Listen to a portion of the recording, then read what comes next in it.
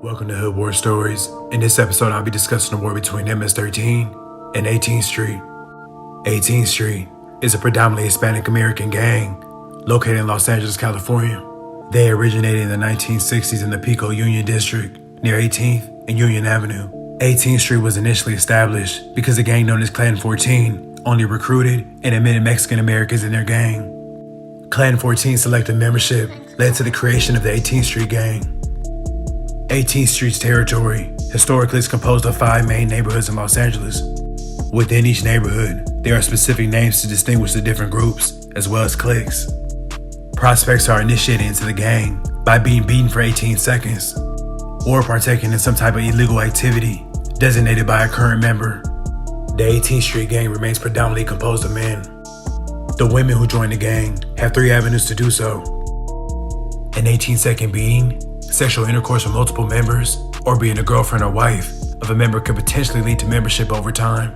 18's reach has extended out of Los Angeles to cities and suburbs throughout the U.S. 18 has a presence in numerous states within the U.S., including Florida, New York, Hawaii, Pennsylvania.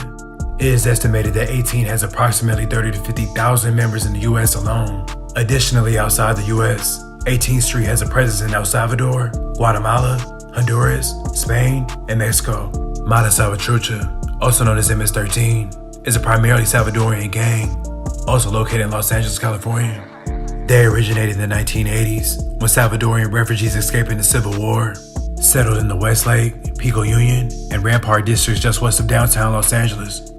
In these neighborhoods, which are among the poorest and most crowded in the city, the already established Mexican gangs will bully and extort the newly arrived Salvadorians. In order to protect themselves, Salvadorian teenagers who had a common interest in heavy metal music banded together into stoner groups.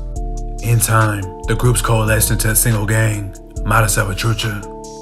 Over time, MS-13 members got involved into drug dealing and turned violence into their specialty. Many of the MS members were teenage veterans of the Civil War and were already hardened and battle-tested. The myth that they were worshippers of Satan made them even more intimidating. They are estimated to have at least 10,000 members in the U.S., with the majority of them being in Los Angeles, Long Island, New York, and the DMV. An anti-gang crackdown in the late 1990s saw hundreds of early members deported back to Central America, where they established offshoots. They are now estimated to have at least 60,000 MS-13 members in Central America. In the beginning, MS-13 and 18th Street were relatively cool with each other. In the 80s, allegedly an MS-13 member named Shaggy got into a physical altercation with an 18th Streeter at a party, allegedly over a female. The 18th Streeter went and got a Uzi and allegedly ended up killing Shaggy. They have been at war ever since. In April of 2013, MS-13 operated at least 6 casitas in Los Angeles, 4 of which were located in the Pico Union District. A casita, which means little house in Spanish, is an apartment or house used to elicit drug and alcohol sales, gambling, and sex work. Gang members, as well as other persons, patronize the casitas, which provide a place to socialize and relax. Women may work in the casitas as either hostess or pros. Hostess are paid for sitting and drinking with the male patrons. Women may also assist with narcotic sales. Ricky, who went by the name Directo, was responsible for operating these casitas. He was assisted by Jose and Edward, who were also from MS. In December of 2012, Gabriela met Diego at school, and they became romantically involved. Diego, also known as Ryder, was from MS as well. Through her association with Diego, Gabriela began visiting the casitas and regularly used drugs there. She dropped out of school and on March 13th began living at the 21st Street Casita, along with Rick, a woman named Wendy, and Anna. She assisted with drug sales and was paid to sit and drink with the male patrons. Gabriela had relatives and friends who were members of the 18th Street Gang, who was a rival to MS. Gabriela sent and received text messages on her cell phone and could access the Facebook application on it.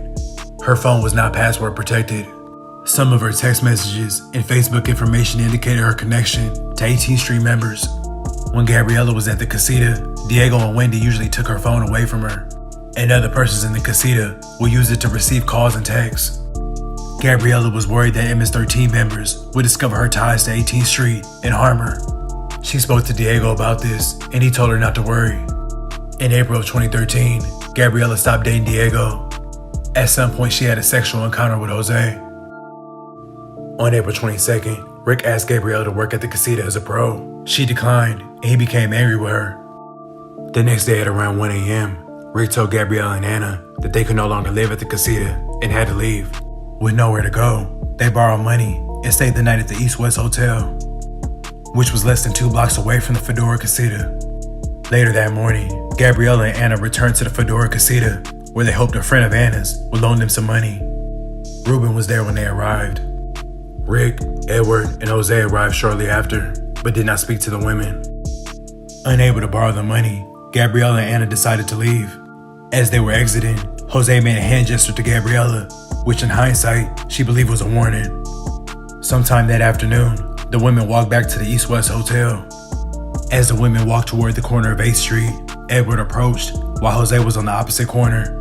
Edward told Gabriella that she needed to come with him to a meeting.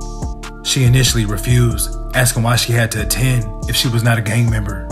Anna, concerned that something was not right, attempted to get Edward to postpone the meeting or allow her to come with Gabriella, but he refused. Gabriella agreed to go with Edward after he assured her that her current boyfriend would be there. Anna took Gabriella's phone, agreeing to call her family if something happened. Edward and Gabriella walked towards San Marino Street. Jose and Ruben walked parallel to them on the opposite side of the street. After walking for 2 blocks, Edward stopped, pulled out a small silver gun, and told her she could leave. He then said, "Fake teen, model rules here," then shot her in the chest from about 2.5 feet. Gabriella attempted to run, but fell in the street. Jose then stood over her, waved the gun side to side, and laughed. All 3 men then fled the scene. When police arrived, they found Gabriella lying face down in the street. She had suffered multiple gunshot wounds, but was conscious and pleading for help. She had trouble breathing and enunciating her words, but tried to tell the officer that Nino from Normandy shot her. Gabriella underwent surgery and remained in a coma. She had suffered 13 gunshot wounds to her chest, back, neck, and leg. One of the bullets missed her heart by a millimeter. Edward, Jose, and Ruben from MS were convicted of attempted murder. They were each sentenced to 25 years to life. Some of MS-13's primary activities include extortion, murder, robbery, and drug sales. Part of the profits that the gang obtains through its illegal activities are paid as a tax to the Mexican mafia. In turn, MS-13 extorts a tax from street vendors who operate within the gang's territory. Those who refuse to pay risk having their business destroyed or being beaten or killed. MS-13 members who fail to put in work for the gang must also pay a tax. Angel joined the MS gang when he was 13 or 14 years old. In 2010, Angel decided to leave the gang and move out of the neighborhood. Around January 2012, he returned and moved back in with his parents. About 3 weeks after Angel returned to his neighborhood, Ronald and another man approached him on the street and asked him to identify his gang. Ronald asked for Angel's number and told him the boss would be contacting him. Oscar, who was a shot caller, called Angel and said that they would see each other soon and talk about the clique. About 2 weeks later, Oscar and Jonathan met with Angel at his apartment building and told him he had to put in work for the clique or pay the $20 to $40 weekly tax fee that was imposed on inactive members. Jonathan told Angel they would check him if he didn't pay. Angel understood this to mean that he or his parents would be harmed if they failed to comply. Angel gave Oscar $40. Oscar told Angel that they would see each other again soon. About a week later, Oscar called Angel and said that he was outside of his apartment building. Angel went outside and gave Oscar $40. Before Oscar drove away, he told Angel that they would see each other again soon. Around a week later, Oscar and Jonathan came to Angel's apartment. Oscar told Angel he was in a hurry and needed money for the clique. Angel took $40 out of his pocket, and Jonathan approached him and snatched the cash. A week or so later, Omar and Ronald returned to Angel's apartment. Omar told Angel that Oscar wanted at least $80. Angel said that he didn't have the money. Omar replied that they were fed up with Angel and hit him in the head with a pistol. Ronald told Angel that he would face the consequences if he did not pay when he returned. Later that day, Angel sold his computer for $150. The next day, Omar and Ronald returned to Angel's apartment and he gave them the $150. After they asked for some money again, Angel finally decided to call the police. After he was interviewed, he agreed to work as an informant. On May 3rd, Angel planned to meet Castro at an intersection. LAPD gang task force equipped Angel with a body camera and recording device and gave him $100 in cash for the extortion payment. On June 20th, 2012, Daniel and Miguel, who were from MS, were walking on the 1500 block of South 6th Avenue.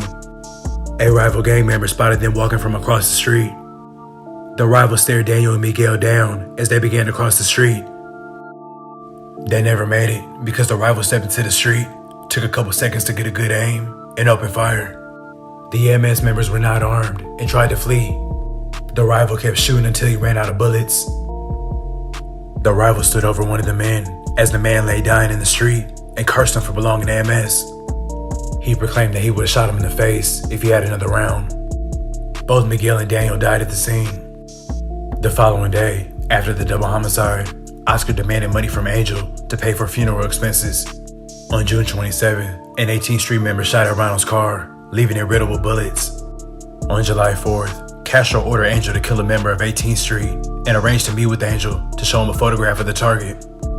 Angel relayed this to Officer Guerrero, and Castro was arrested that same night. The next day, Oscar and Castro each called Angel and accused him of being a rat. Angel was relocated after it was discovered that a green light had been issued against him. Oscar, Jonathan, Omar, and Ronald were all convicted on 7 counts in conspiracy to commit extortion. They were sentenced to 49 and 42 years to life. On September 21st, 2014 at around 1 a.m., Brian, who was from 18, was waiting at a bus stop at the intersection of Wilshire and Western. A dark-colored pickup truck stopped at a red light by the bus stop. Brian and some young guys that were in the truck exchanged gang signs. Brian then raised his middle finger up in a disrespectful manner. The truck then took off and turned around the corner.